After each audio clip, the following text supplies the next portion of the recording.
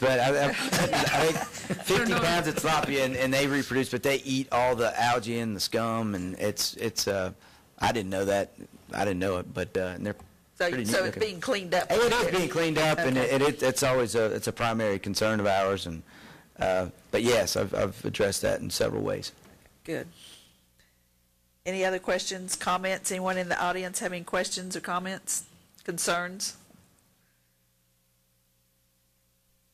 And this is for discussion only, so we will face this again next month.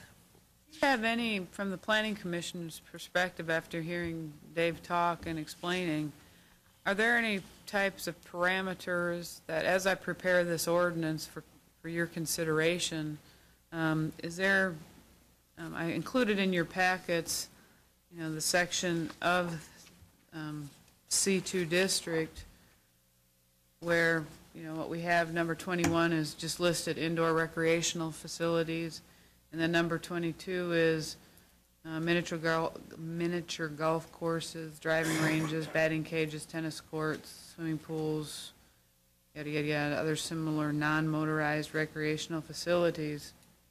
And then it has certain development parameters. When I put this in here, I would put this in here as item number 23, and then renumbering the existing 23 and 24. Do you have any parameters that you want to see on there for your, based on what Dave has told you, what you saw in the presentation, what you all have talked about tonight?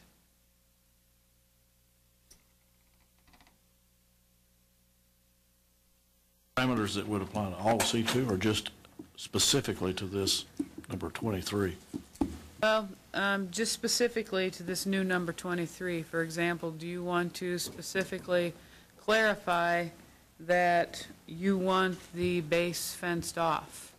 And, certain fencing can look pretty ugly. Do you have a particular preference, if you do want it fenced, as to what you would like to see with regards to that?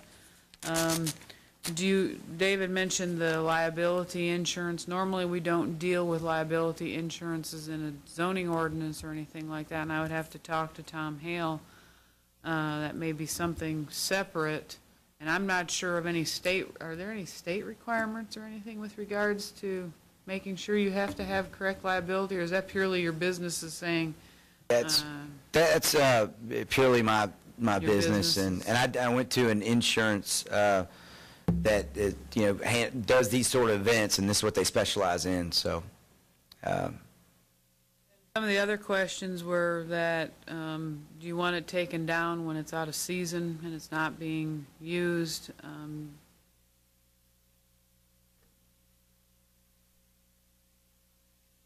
I can't think of anything else, because most of them aren't really land use issues. We're not going to tell them they can only have, they get, operate during daylight hours or something like that. Obviously, our lighting ordinance prevents them from shining lights all over the place, so that is kind of already helpful in that respect.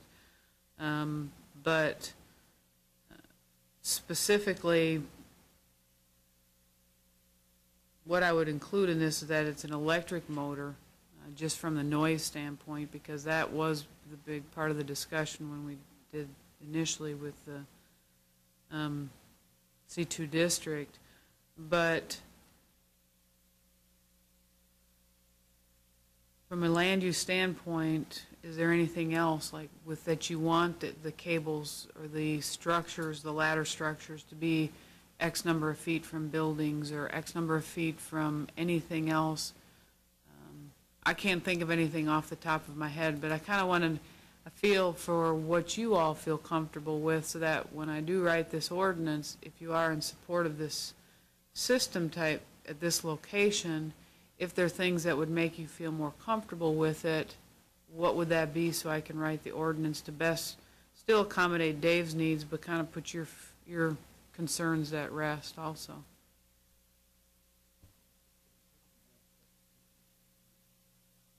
It does, and I brought some of that, and I think the, our weight limit would be 275 pounds, and the cables has a 9,800 pound capacity, to the cable itself. So, but I do have some specs, and I can share those with you. I can give those to Ruth. Was there something specific that you want to look at, or? Add specs that give it to Ruth that Sure. could fit into. I've got all those. Because one of the things that we can say is that the system has to meet all the manufacturer's specifications and be inspected by the building officials. And if the building officials aren't comfortable with something, in the building code, they always have the authority to require a certification from an expert in that particular area to sign off on it. And I think that answers some of your question, Mayor, with regards to the liability. As long as we are taking the necessary precautions, I think that's what relieves us of liability, that we aren't just kind of willy-nilly going around and that kind of thing, that we aren't doing it, we would be protected under tort liability because we aren't doing something grievous. I think that's how you pronounce it. I mean, you know.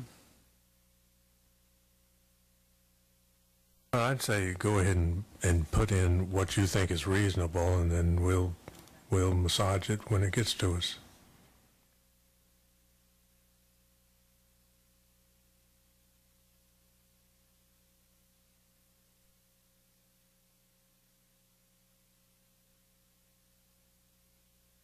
And one thing I want to double check, we are talking only the C2 district, which is,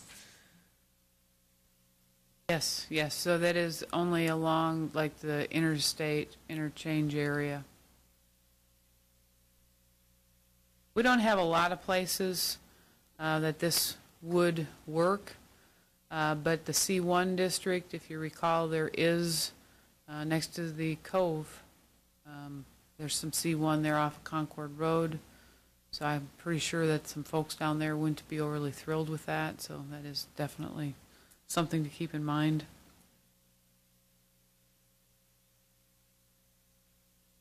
saying like a broken record sometimes, but it's hard to explain to someone in another section why they are different. And we are responsible for the whole town of Farragut.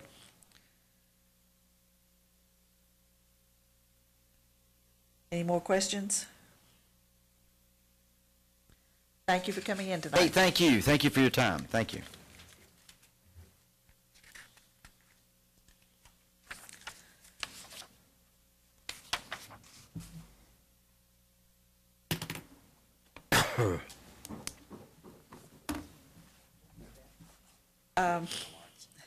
Yeah.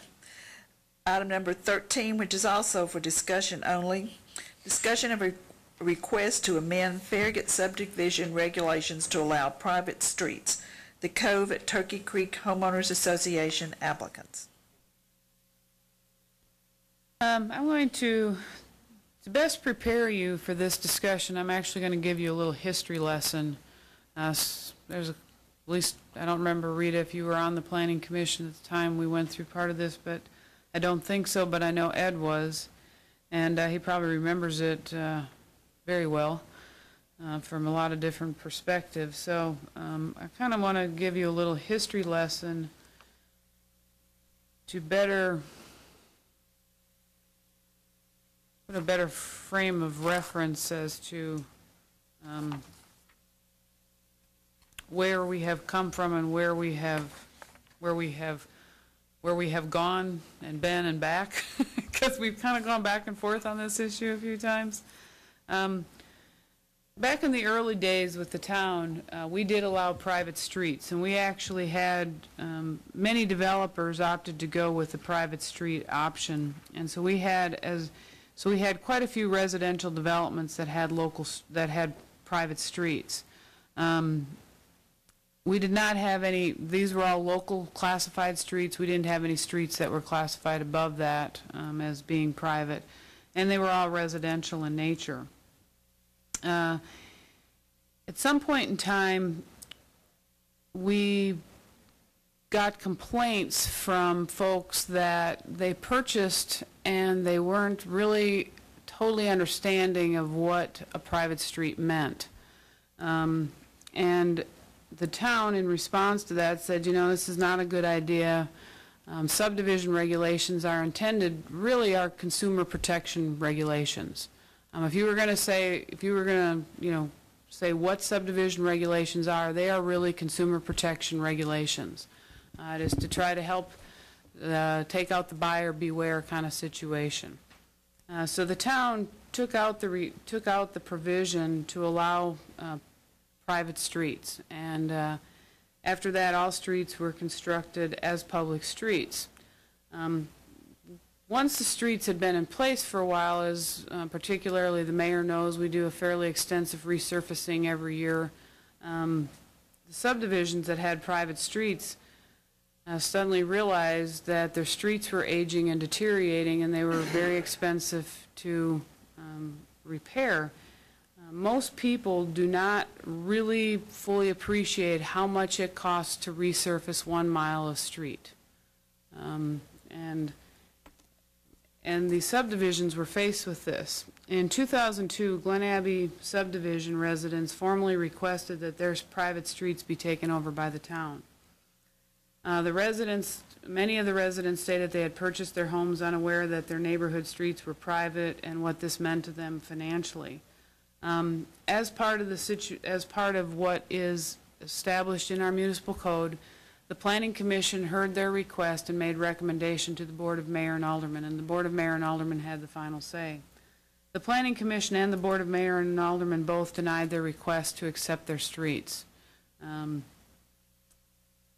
But their common theme kept coming up because a year later, several subdivisions approached the town and said, we are finding out just how expensive it is to repair our streets. We were unaware of this. And, you know, our realtor did not tell us this. In fact, we heard a lot of stories. Ed, you can kind of go into more detail if you can remember some more of the details with regards to that. Even though most home purchasers in the town of Farragut are seasoned home purchasers, you know, we don't have that many first-time home buyers in Farragut just because of the type of housing market that we have. Unless as a home buyer you have had a problem about something in the past, it doesn't occur to you to ask.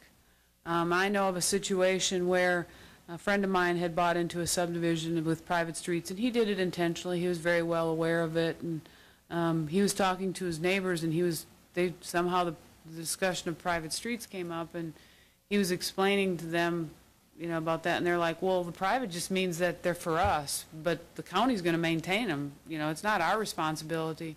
And these are people that, you know, we'd like to say, well, they should have known better, but, you know, that's life. Yeah. And Colin was like, no, seriously, this is our responsibility, and our homeowner association dues need to go up because we've got some work that needs to be done.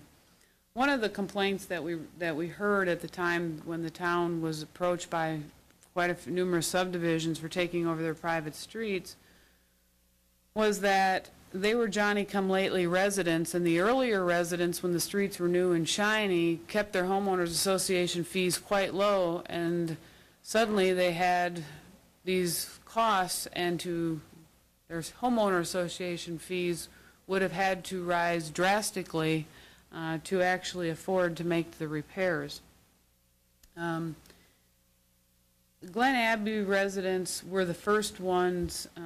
Anyway, the Board of Mayor and Aldermen opted, since they were getting kind of inundated with these requests, to amend the regulations to allow for private streets to be taken over, and they put a sunset clause on the opportunity for these private streets to be taken over